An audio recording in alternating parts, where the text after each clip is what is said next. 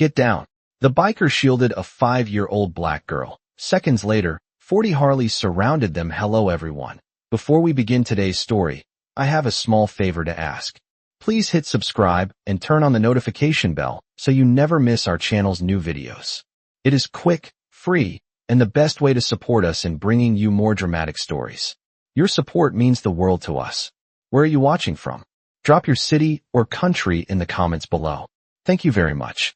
The afternoon sun hung low over the wide parking lot outside a grocery store in a quiet Texas town, the kind of place where people expected ordinary days and peaceful evenings.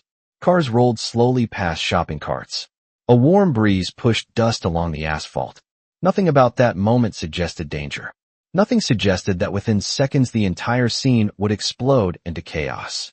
Jack Maddox leaned against his motorcycle near the edge of the lot, sipping from a paper cup of black coffee that had long gone cold. His leather jacket creaked slightly each time he shifted his weight. After a long ride across several counties, he had stopped only to stretch his legs before heading back on the highway. Jack noticed many things out of habit. Years on the road had trained his eyes to watch movement and read people quickly. That was why he noticed the little girl standing alone near a silver sedan several rows away. She looked no older than 5 years old. Her dark braids swayed gently in the breeze as she clutched a worn stuffed bear against her chest. She was not crying, but something about the way she turned her head again and again made Jack pause. It was the look of a child searching for someone who had not returned. Jack straightened slightly and watched. Families moved in and out of the grocery store entrance, but no adult approached the girl.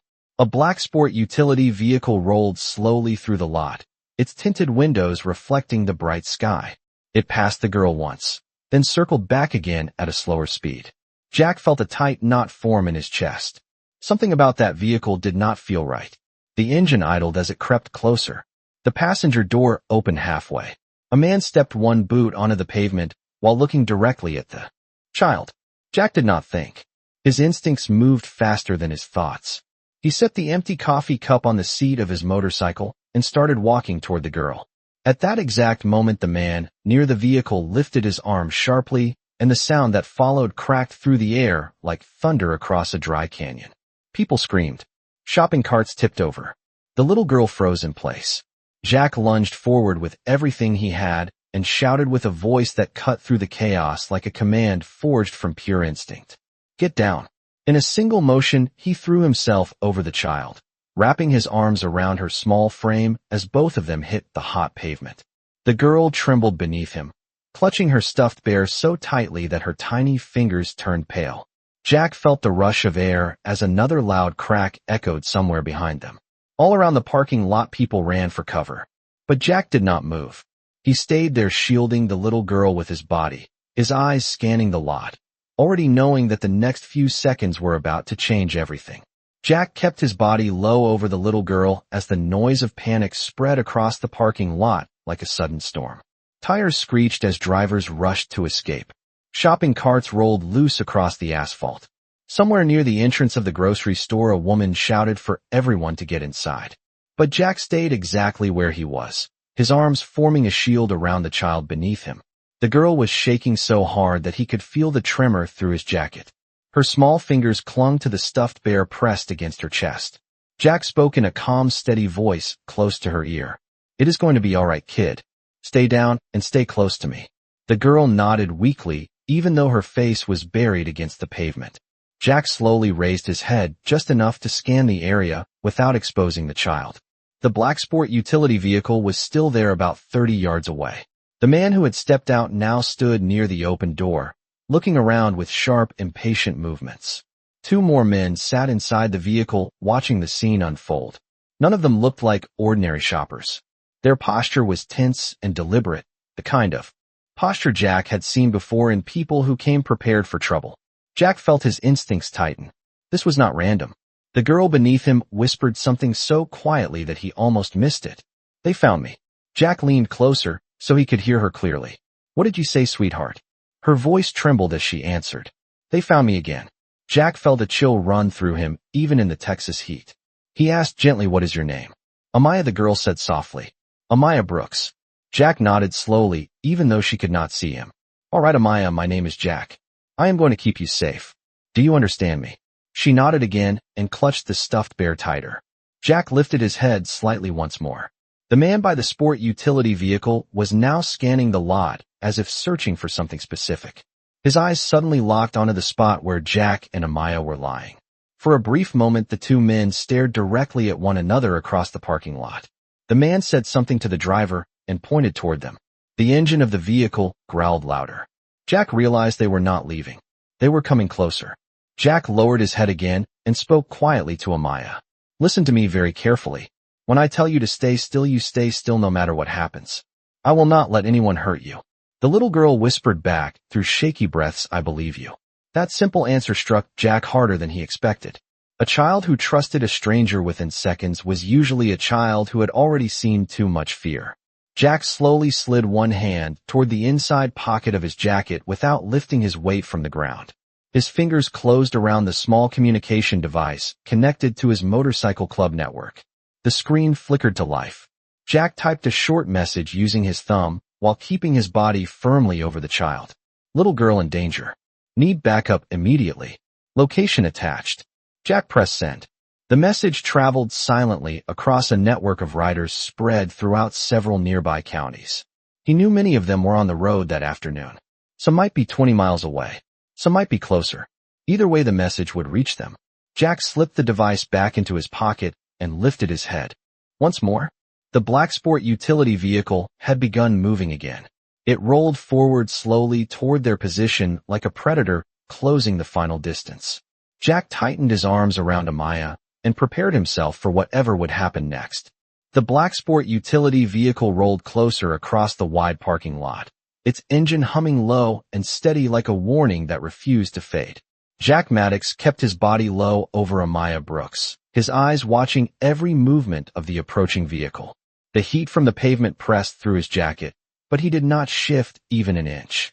The little girl beneath him trembled slightly, her small hands wrapped tightly around the worn stuffed bear as if it were the only safe thing left in the world.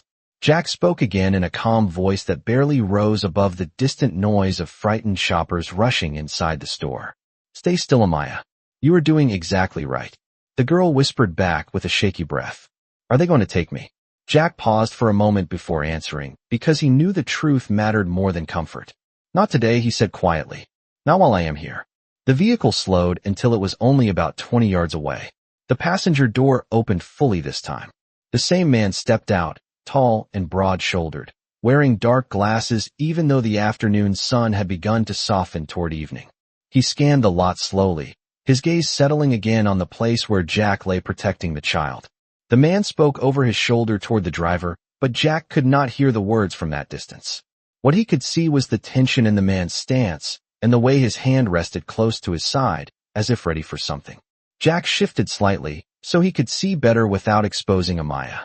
The parking lot had mostly cleared now. A few abandoned shopping carts drifted slowly in the breeze. The grocery store doors had shut as employees rushed customers inside for safety.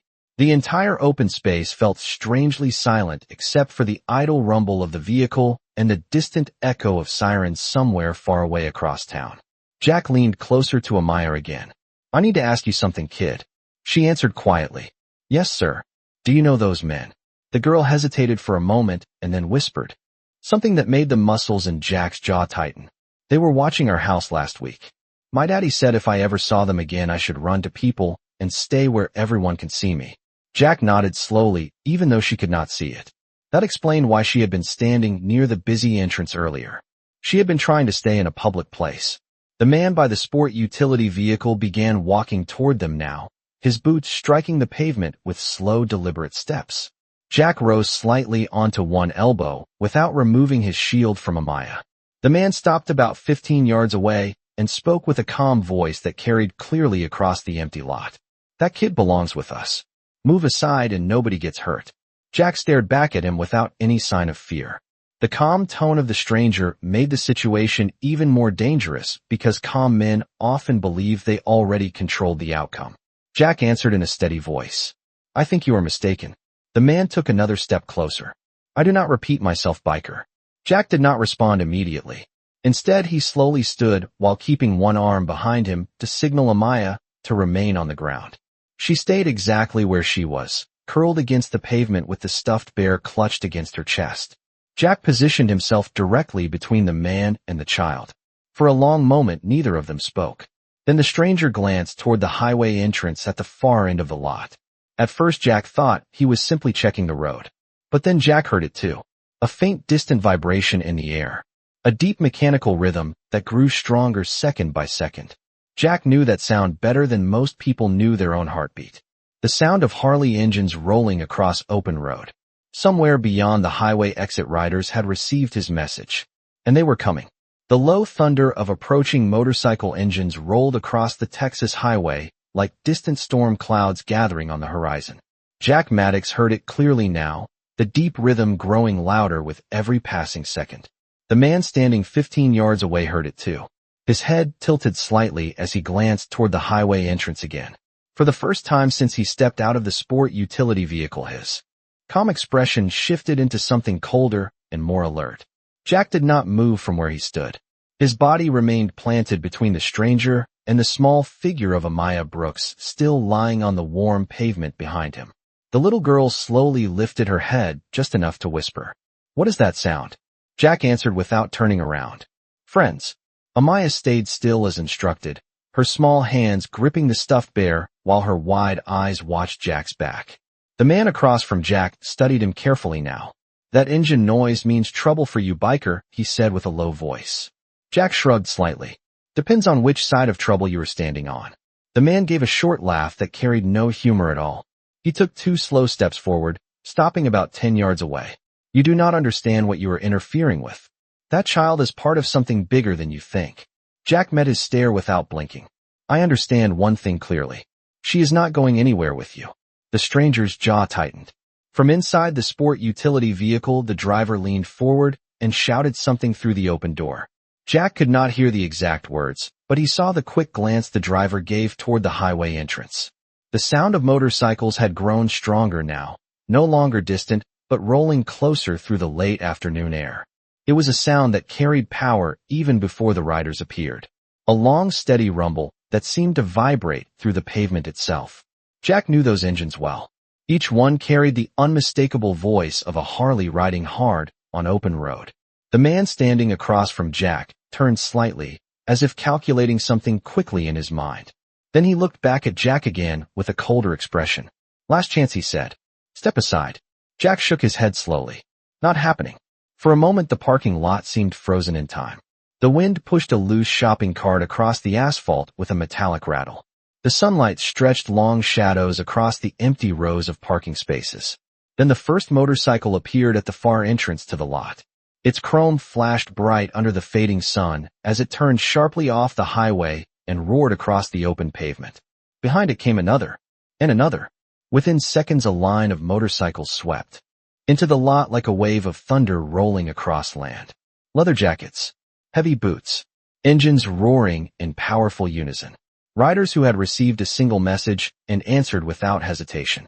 The man near the sport utility vehicle watched the growing line of motorcycles with narrowed eyes. The sound was overwhelming now, echoing off the walls of the grocery store building. More bikes poured into the lot from the highway entrance until the entire far end of the parking area filled with the unmistakable presence of a motorcycle club arriving together. Jack allowed himself one brief glance over his shoulder. The riders were spreading out naturally, slowing their machines as they approached the center of the lot. They did not rush. They did not shout. They simply arrived with the quiet confidence of people who had done this many times before.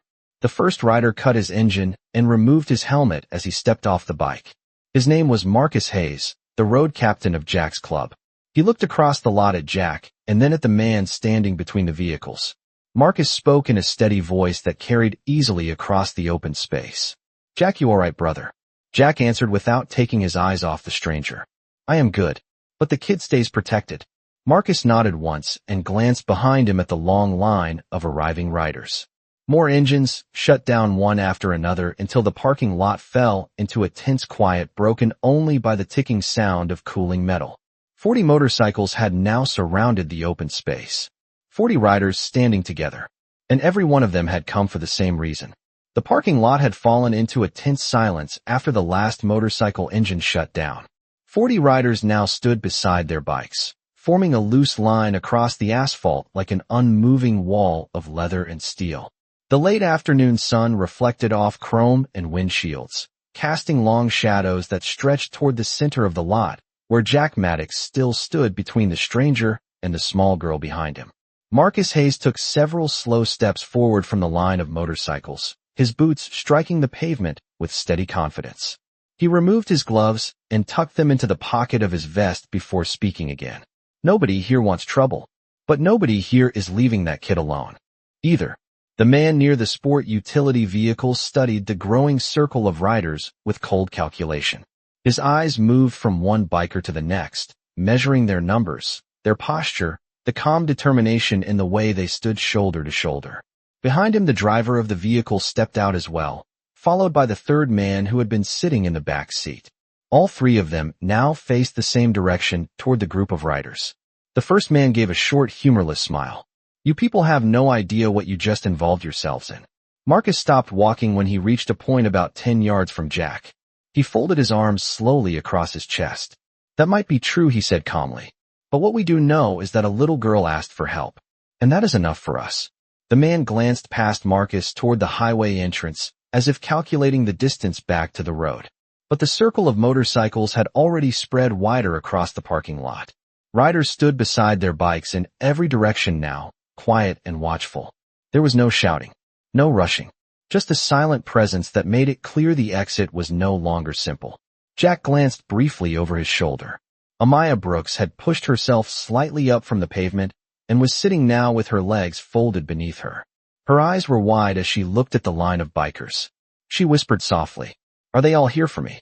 Jack crouched down for a moment beside her and spoke gently. "They are here to make sure nobody hurts you." The little girl looked back toward the men near the vehicle and then back at the riders again. Her small shoulders relaxed just a little as she held the stuffed bear against her chest. Meanwhile, Marcus turned his attention back to the strangers. "You said that kid belongs with you," he continued. "Maybe you want to explain that a little better." The first man shook his head slowly. "We are not explaining anything to a group of bikers who decided to play hero in the middle of something they do not understand." Marcus gave a slight nod. "Fair enough. Then we are just going to keep standing here until the police show up." That answer caused a brief flash of irritation to cross the man's face. The driver beside him muttered something under his breath and shifted his stance. Jack noticed the tension immediately. He rose back to his feet and stepped slightly forward again so that his body fully blocked their view of the girl. The man looked directly at Jack now. "You think your friends scare us, biker?" Jack answered in the same calm voice he had used since the beginning. "I think 40 witnesses make people think twice about doing something stupid." For several long seconds no one moved. The wind carried the distant sound of traffic from the highway and the soft creak of cooling motorcycle engines. Every rider remained still but ready. Then Marcus tilted his head slightly, as if remembering something important. He reached slowly into his vest pocket and pulled out his phone. Without looking away from the strangers, he said one more quiet sentence. "By the way, the message Jack sent us included something else. It included a location tag that already went to the sheriff department. So if you were planning on leaving quickly, you might want to rethink that." The three men near the vehicle exchanged quick glances. For the first time since they arrived, their confidence seemed to shift into something less certain. And in the middle of the parking lot, a small 5-year-old girl sat behind a line of bikers who had decided she was not facing danger alone anymore. The tension in the parking lot hung heavy in the warm Texas air as the 40 riders stood quietly beside their motorcycles. No one rushed. No one shouted. The strength of the moment came from their stillness. Jack Maddox remained standing in front of Amaya Brooks, his body forming a human barrier between the child and the three men beside the black sport utility vehicle. Behind Jack, the little girl stayed seated on the pavement, her legs folded beneath her as she hugged the worn stuffed bear tightly against her chest. Her eyes moved slowly across the line of bikers who had arrived only minutes earlier, yet now stood like an unbreakable wall around her. She whispered softly toward Jack, "Why are they helping me?" Jack glanced over his shoulder briefly and answered in a calm voice, "Because sometimes people show up when a kid needs them." Marcus Hayes stood several steps in front of the line of riders with his arms folded across his chest. His gaze never left the strangers near the vehicle. The man who had spoken earlier studied the bikers again, clearly measuring the situation in his mind. His earlier confidence had faded slightly now that the parking lot was filled with witnesses and the possibility of law enforcement arriving. He took a slow breath and spoke with a cooler tone. You all think you are protecting a lost child, but you have no idea who that girl really is. Marcus tilted his head slightly. Then maybe you should explain it. The man gave a faint smile. Her father caused a lot of problems for some very powerful people. Problems that were supposed to disappear quietly. But instead he decided to talk to the wrong authorities. Jack felt his attention sharpen immediately. He had heard enough stories on the road to understand what the man was suggesting. He crouched down briefly beside Amaya again and spoke gently. Kid, I need you to answer something honestly. Is your father a police officer? Amaya shook her head quickly. No, sir. But he works with police sometimes. He says he helps them find bad people. Jack nodded slowly as the pieces began to fit together. The stranger continued speaking as if enjoying the moment. Your little hero back there is the daughter of a man who decided to betray people he should never have crossed. Marcus glanced briefly toward Jack before looking back at the man again. So this is revenge. The man shrugged slightly. You could call it that. Or you could call it finishing unfinished business. Jack stood up again and stepped forward half a pace. His voice remained calm, but carried a harder edge now. You are talking about threatening a 5-year-old child because you are angry at her father. The man replied without hesitation. She is leverage. That single word caused a visible reaction among several of the riders standing behind Marcus. A few shifted their weight slightly, their expressions darkening. But none of them broke formation. Marcus raised one hand slightly to keep the group calm before speaking again. You just admitted something very interesting in front of 40 witnesses. The man looked around slowly at the riders before answering. Witnesses do not matter when nobody listens to them. Marcus gave a small smile. That might be true in some places. But not here. At that moment, the distant sound of sirens finally drifted across the highway in the distance. Faint at first, but growing clearer as they moved closer to the town. The driver beside the sport utility vehicle heard it as well and muttered something urgently to the others. Jack noticed the change in their posture immediately. The calm calculation they had shown earlier was now mixed with impatience. The leader glanced once more toward Amaya sitting behind Jack. Then he looked back at Marcus. This is not over, he said quietly. Marcus answered without moving. It is over today. And today is the only day that matters for that kid. The wind swept across the open lot again, carrying the sound of approaching sirens and the steady breathing of 40 riders who had already decided that the child behind them would not face danger alone. The distant sound of approaching sirens slowly grew louder across the highway, echoing faintly through the warm Texas afternoon. In the center of the parking lot, nothing moved. 40 riders stood beside their motorcycles, forming a quiet barrier between the three men near the black sport utility vehicle and the small child sitting safely behind Jack Maddox. The tension in the air felt almost heavy enough to touch. Jack kept his eyes locked on the man who had called the little girl leverage only moments earlier. The word still echoed in his mind with a cold bitterness. Behind him, Amaya Brooks shifted slightly on the pavement and looked up at Jack. Her voice was soft, but steady now. Are the police coming? Jack nodded slowly without turning his head. Yes, they are. You just stay right where you are. The little girl hugged her stuffed bear close and looked toward the long line of motorcycles surrounding the lot.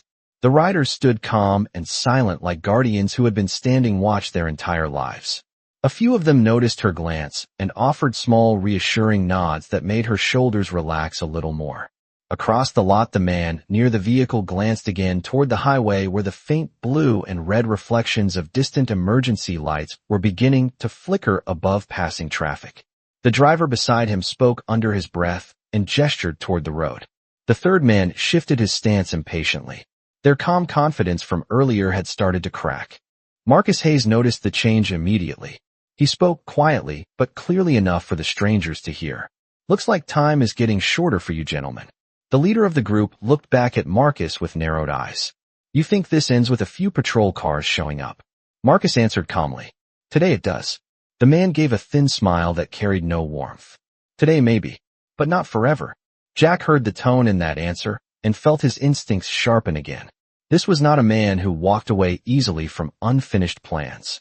The stranger took one slow step backward toward the open door of the sport utility vehicle. Then he raised his voice slightly, so everyone in the lot could hear him. Listen carefully, biker. That little girl you are protecting belongs to a family that made enemies they cannot escape. Today you bought her some time. But time runs out eventually. Jack stepped forward half a pace, his posture firm and unshaken. Maybe he said quietly, but today she gets to go home safe. The man studied Jack for a long moment, as if memorizing his face. Then he turned slightly and spoke to the other two men beside him. They nodded once. Without another word, the three of them began backing slowly toward the vehicle. Marcus lifted one hand slightly toward the riders behind him, but none of them moved. They simply watched as the strangers climbed into the sport utility vehicle. The engine started with a low growl. For a moment it seemed like the driver might try something reckless. But the sound of the approaching sirens had grown much louder now. The wail echoed clearly across the nearby buildings as patrol cars raced toward the grocery store parking lot. The driver cursed under his breath and turned the wheel sharply. The sport utility vehicle rolled backward before swinging around and heading quickly toward the far exit of the lot. Every rider watched in silence as the vehicle sped toward the road and disappeared onto the highway just seconds before the first sheriff patrol car turned into the entrance of the parking lot with flashing lights. The cruiser rolled to a stop near the center of the scene as two deputies stepped out quickly, scanning the area with alert eyes. They took in the sight of 40 motorcycles, a group of calm riders, and a small child sitting safely behind Jack Maddox. Marcus raised his hands slightly in a gesture of calm cooperation. "Afternoon, officers," he said evenly. "Looks like you got here just in time." Jack turned back toward Amaya and knelt down beside her again. The little girl looked up at him with wide eyes. "Is it over?" Jack gave her a gentle smile. "For today, kid." "Yes, it is." The flashing lights from the sheriff patrol cars painted the grocery store walls with waves of red and blue as the first deputies stepped carefully into the center of the parking lot. The rumble of the patrol engines mixed with the steady ticking sounds of cooling motorcycle engines. 40 riders remained where they stood beside their bikes, calm and cooperative, forming a loose protective ring that had not moved since the strangers fled toward the highway. One of the deputies, a tall man with a weathered face and a wide-brimmed hat, approached slowly while scanning the scene. His eyes moved across the line of motorcycles, the scattered shopping carts, and finally settled on Jack Maddox kneeling beside the small girl in the center of the lot. The deputy spoke in a firm but measured voice. "All right, everybody stay calm, and let us understand what happened here." Marcus Hayes stepped forward slightly with both hands visible to show there was no threat. "Afternoon, officer. We already called in the situation. A group of men tried to grab that little girl, and we made sure they did not get close to her." The deputy nodded slowly as he looked at Amaya Brooks sitting beside Jack. The little girl held her stuffed bear tightly, but her eyes were no longer filled with panic. Instead, she looked at the deputies with cautious curiosity. The second deputy moved toward the highway entrance and spoke into a radio, reporting that the suspicious vehicle had already left the scene. Meanwhile, the first deputy crouched down several feet away from Jack and Amaya, so he would not appear threatening. His voice softened when he spoke to the child. "Hey there, sweetheart. My name is Deputy Collins. Are you hurt?" Amaya shook her head gently. "No, sir." Jack kept one hand resting lightly on the pavement near her shoulder, a quiet signal that she was still safe. Deputy Collins glanced at Jack for a moment. "You the one who called it in?" Jack nodded. "Yes, sir. I saw those men circling the lot, and the kid looked like she was trying to stay in a public place. When they stepped out of the vehicle, I knew something was wrong." The deputy gave a slow, approving nod. "Good instincts." Marcus spoke up from a few feet away. "We arrived after Jack sent out a call for backup. We just made sure nobody got close to the child until you got here." The deputy stood up again and looked around at the long row of motorcycles. 40 riders standing quietly beside their machines created a powerful image of discipline and restraint. Collins let out a small breath before speaking again. "Well, I will say this. Not every day we roll up on a grocery store parking lot and find a motorcycle club acting like a neighborhood watch." A few riders chuckled softly, but nobody stepped forward. The situation still carried a sense of caution that had not fully faded. Collins turned back toward Amaya. "Do you know where your parents are, sweetheart?" The little girl hesitated before answering. "My daddy told me to stay where people could see me if those men ever came back." The deputy exchanged a quick look with his partner who had returned from the entrance of the lot. That answer confirmed something serious was happening beyond a simple misunderstanding. Collins knelt down again and spoke gently. Do you know your daddy's phone number? Amaya nodded slowly and whispered the number. The deputy repeated it carefully into his radio, while the second deputy took notes. Jack remained beside her, steady and patient. After a moment the radio crackled with a response from dispatch. Collins listened closely and then looked back at Jack and Marcus with a new seriousness in his expression. The information he had just received clearly meant something important. He took a slow breath before speaking again. Looks like that little girl father has been working with federal investigators on a pretty serious case.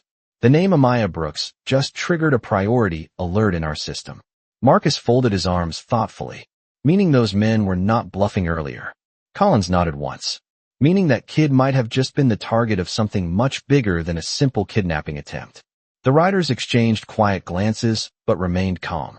In the center of the lot, Jack gently helped Amaya stand up. She looked up at him with tired eyes, but a small hint of relief. Jack gave her a reassuring nod. You did the right thing staying where people could see you, kid. And now you are going to be safe.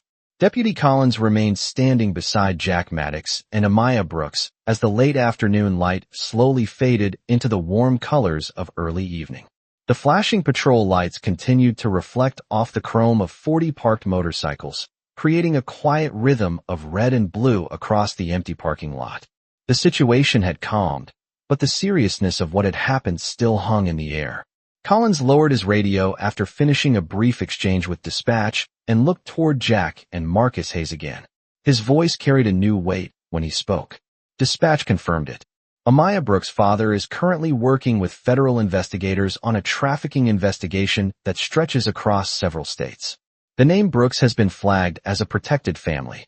Marcus folded his arms slowly and glanced toward the little girl standing beside Jack. That explains why those men were so determined earlier. Collins nodded once. Yes, it does. And it also explains why they were willing to risk grabbing her in a public place. Jack looked down at Amaya. The girl had grown quieter now that the danger had passed, but she still held the stuffed bear tightly against her chest. Her small fingers pressed into the worn fabric as if the toy carried every ounce of comfort she had left. Jack spoke softly, so only she could hear.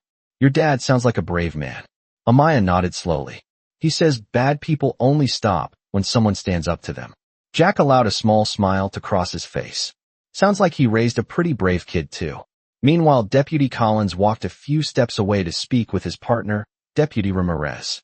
The two officers spoke quietly while scanning the highway entrance where the black sport utility vehicle had disappeared earlier. Ramirez shook his head slightly. Those guys knew exactly who they were looking for. Collins answered in a low voice, which means they probably will not give up easily. Ramirez glanced back toward the line of bikers.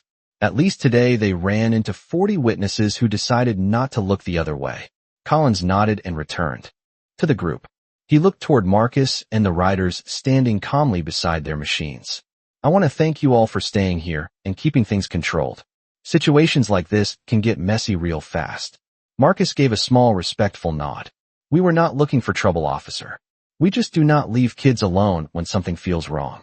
Collins gave a faint smile. That seems clear.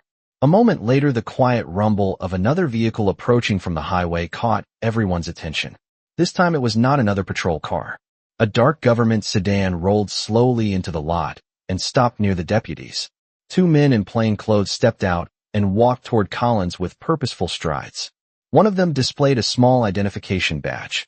Federal investigators, Collins said quietly to Jack and Marcus. Looks like the situation just moved to a bigger level. The taller of the two agents approached Amaya carefully and crouched down so he was at her eye level. His voice was calm and respectful. Hi, Amaya. My name is Agent Turner. Your father asked us to watch out for you if anything like this ever happened. The little girl studied his face carefully for a moment before asking one simple question. Is my daddy safe? Turner nodded without hesitation. Yes, he is. And thanks to these men you are safe too. He glanced toward Jack and the line of riders standing behind him. The agent stood up again and shook Jack's hand firmly. You stepped in at the right moment today. Jack shrugged slightly. Anyone would have done the same thing. Agent Turner glanced toward the quiet line of 40 motorcycles and then back toward Jack. He gave a small knowing smile. I am not sure that is true. But today it worked out in the best possible way. Amaya looked back toward the riders one more time before whispering to Jack. They came really fast. Jack glanced at Marcus and the others before answering gently. When people hear a kid needs help, they tend to ride a little faster. Agent Turner remained standing beside Jack Maddox and Amaya Brooks, while the quiet parking lot slowly returned to a calmer rhythm. The red and blue lights from the patrol cars still flashed across the chrome of the motorcycles, but the earlier tension had faded into something steadier. Deputy Collins finished speaking with dispatch again while Agent Turner glanced down at the small girl beside Jack. Amaya Brooks stood close to Jack's side, still clutching her stuffed bear as if it carried every bit of courage she had used that afternoon. The federal agent spoke gently, so she would not feel overwhelmed. Your father is on his way now. He was already in contact with our office when the alert came through. Amaya looked up with wide, hopeful eyes. He is coming here. Turner nodded. Yes, he is. He wanted to make sure you were safe as soon as possible. Jack watched the little girl's shoulders relax slightly at those words. The fear that had filled her eyes earlier had slowly been replaced with relief. Meanwhile, Marcus Hayes stood with several riders near the front row of motorcycles, quietly observing the conversation. Deputy Collins walked over to join them. You men showed a lot of discipline back there, he said. A situation like this could have turned ugly if anyone had acted too fast. Marcus gave a calm nod. We try to solve problems without making them worse. Collins smiled slightly. Not every group of riders I meet handles things that way. Marcus replied with a quiet tone. We just follow one simple rule, officer. Kids are off limits. Collins glanced toward Amaya again and nodded in agreement. A few minutes passed as the evening sun dipped lower across the Texas sky. The parking lot that had been filled with chaos earlier now felt almost peaceful. Several grocery store employees had stepped outside again, cautiously watching the unusual gathering of law enforcement and motorcycles from the building entrance. Suddenly, the distant sound of another approaching vehicle echoed across the highway entrance. Everyone turned their heads as a dark sport utility vehicle escorted by two additional government sedans rolled into the parking lot. The vehicle stopped near the patrol cars, and a tall man stepped out quickly from the front passenger seat. His eyes scanned the area with urgency until they landed on the small girl standing beside Jack. Amaya saw him at the same moment. Daddy, she shouted as she ran forward across the pavement. The man dropped to one knee and wrapped his arms around her as she reached him. He held her tightly, closing his eyes for a brief moment as if the entire world had just returned to its proper place. Jack stepped back quietly, allowing the reunion to happen without interruption. Marcus and several riders watched silently from beside their motorcycles. The man finally stood up again while still holding Amaya close. He walked toward Jack with a grateful expression. My name is Daniel Brooks, he said. I cannot thank you enough for stepping in today. Jack shook his hand firmly. Anyone would have done the same thing. Daniel Brooks glanced at the long line of riders behind Jack and shook his head slightly. I'm not sure about that. Agent Turner joined them and spoke quietly to Daniel. Those men were definitely looking for her. But your daughter stayed exactly where she was supposed to, and these riders made sure nobody got near her. Daniel looked toward Marcus and the others and gave them a respectful nod. Gentlemen, you protected something more important than you realize today.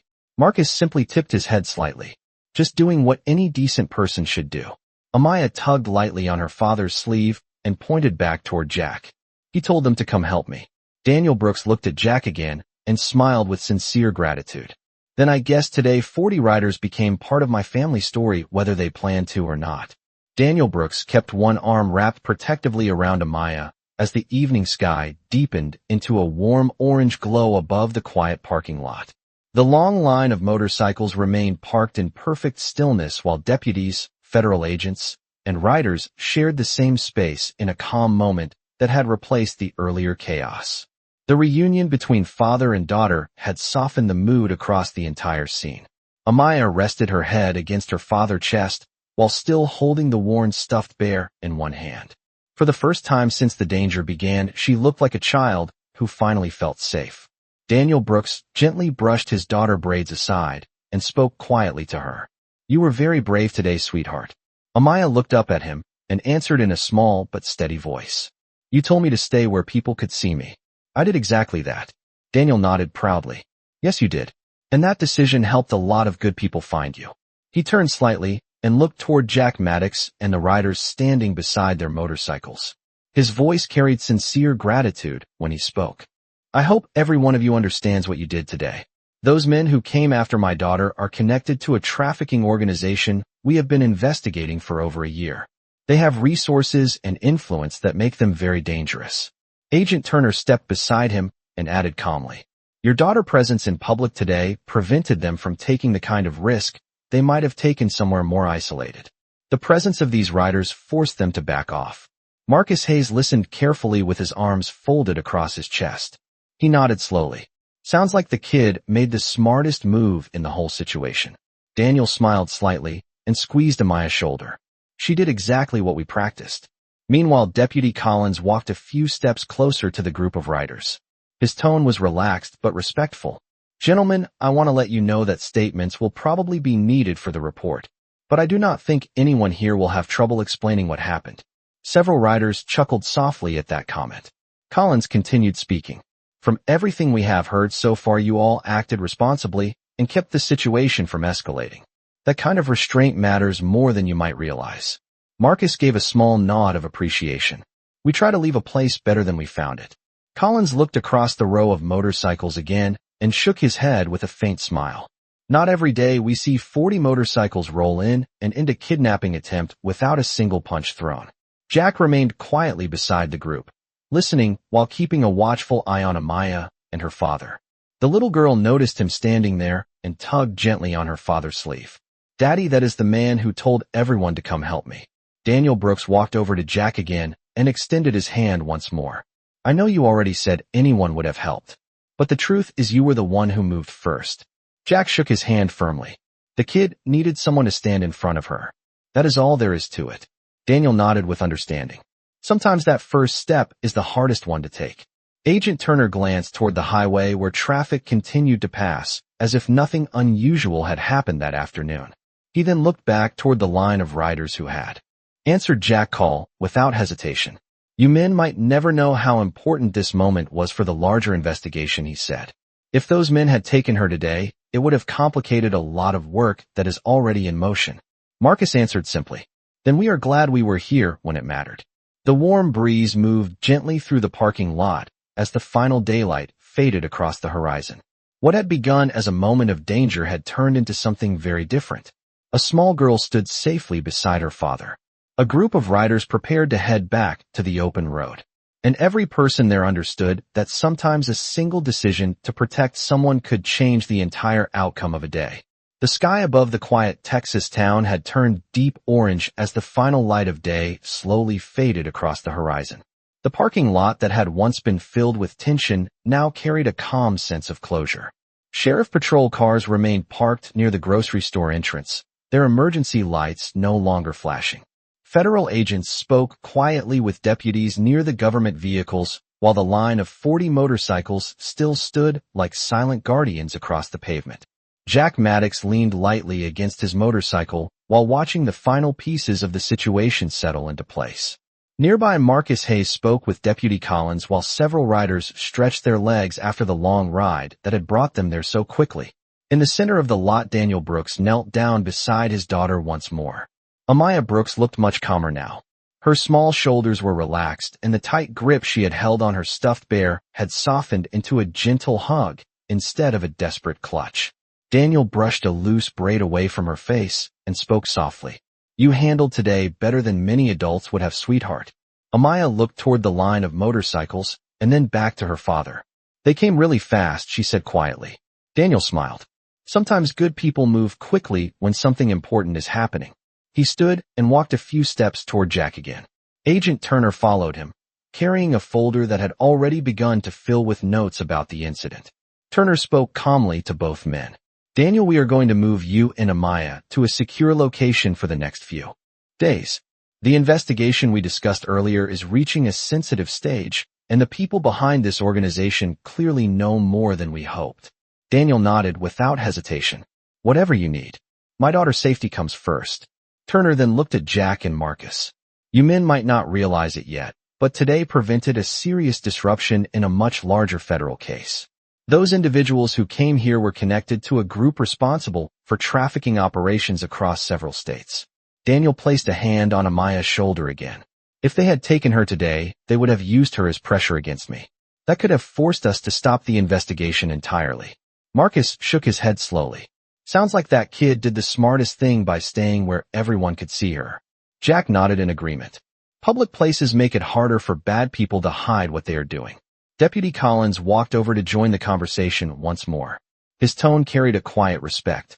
Gentlemen, I have been doing this job for 20 years, and I can say with certainty that today could have turned into something far worse. Instead, it turned into a moment where a community decided to protect one child. He looked down the row of motorcycles again before continuing. That is not something we see often enough. A few riders smiled modestly, but none of them stepped forward seeking attention. Marcus simply answered, "We just showed up when we were called." Collins gave a small nod. Sometimes showing up is the most important part. Meanwhile, Amaya slowly walked toward Jack again with her stuffed bear tucked under one arm. She looked up at him with curious eyes. "Mr. Jack," she said softly, "are you all going to ride away now?" Jack crouched down so he was closer to her height. "Yeah, kid, we probably will soon. The road is always calling." Amaya looked back toward the long line of motorcycles and then returned her gaze to Jack. "I am glad you were here today," she said quietly. Jack smiled gently. "I am glad you stayed brave long enough for us to find you." The warm evening air moved softly across the parking lot as riders began preparing to leave. Engines would soon start again, and the open highway would welcome them back. But before that moment arrived, everyone present understood something simple and powerful. On that afternoon, a small child had been protected by strangers who refused to look away. And that choice had changed everything. The evening air had cooled slightly as the last colors of sunset faded behind the buildings across the quiet Texas highway. The grocery store parking lot that had once been filled with chaos now carried the calm feeling of a story reaching its end. Sheriff deputies continued finishing their reports while federal agents prepared to escort Daniel Brooks and his daughter to a secure location for the night. The line of 40 motorcycles remained parked for a few final moments, their chrome reflecting the soft glow of parking lot lights that had flickered on as daylight disappeared. Jack Maddox stood beside his motorcycle, watching the scene quietly. Around him, riders began fastening helmets and checking their saddlebags as the familiar routine of preparing for the road returned. Marcus Hayes walked over and rested one arm casually across the seat of his bike. "Quite a day for a simple coffee stop," he said with a faint smile. Jack nodded slowly. "Sometimes the road sends you where you need to be." Marcus glanced toward the small figure standing beside her father near the federal vehicles. Amaya Brooks looked much different now than she had earlier that afternoon. The fear that once filled her eyes had been replaced by calm curiosity as she watched the riders prepare to leave. Daniel Brooks walked over toward the group of bikers, once more with Agent Turner beside him. The father expression held a quiet mixture of exhaustion and gratitude. "I know I have said thank you already," he began, "but what you men did today may have saved far more than my daughter's safety." Agent Turner continued the thought in a steady voice. "The organization we are investigating has been extremely careful for a long time. Today they revealed themselves in public because they believed they could take advantage of a vulnerable moment. Instead, they ran straight into a group of witnesses who refused to back down." Marcus shrugged slightly. "Guess they picked the wrong parking lot." Turner gave a small smile. "That is one way to put it." Daniel extended his hand toward Marcus and then toward Jack. "My daughter is alive and safe tonight because strangers decided to protect her. I will never forget that." Jack shook his hand firmly. "Just remember what you told her earlier. Brave kids sometimes lead brave adults to do the right thing." Behind them, Amaya slowly walked toward the motorcycles one more time. Her stuffed bear rested under her arm as she looked up at the long line of bikes and riders. She stopped in front of Jack and spoke with quiet sincerity. "Mr. Jack, thank you for telling them to come help me." Jack crouched down again so he was eye level with her. "You did the most important part, kid. You stayed brave until help arrived." Amaya thought about that for a moment and then asked something that made several nearby riders smile. "Do you always ride that fast when someone needs help?" Marcus answered before Jack could speak. "Only when it matters." Amaya nodded as if that answer made perfect sense. Daniel gently guided his daughter back toward the waiting vehicle where Agent Turner opened the door. As they prepared to leave, Amaya looked back once more and waved toward the line of motorcycles. 40 riders lifted their hands in quiet return. A moment later, the federal vehicles pulled away from the parking lot and disappeared onto the highway under the evening sky. Marcus placed his helmet on and started his engine. One by one, the other motorcycles followed, their engines roaring back to life with the deep, familiar sound of Harleys ready for open road. Jack climbed onto his bike and glanced once more toward the empty center of the parking lot where the entire day had unfolded. Then he nodded toward Marcus. Time to ride. The group rolled out together onto the highway, 40 motorcycles fading into the night. And somewhere down that same road, a little girl slept safely beside her father, knowing that on one ordinary afternoon a biker had chosen to stand in front of her and 40 more had chosen to stand beside him.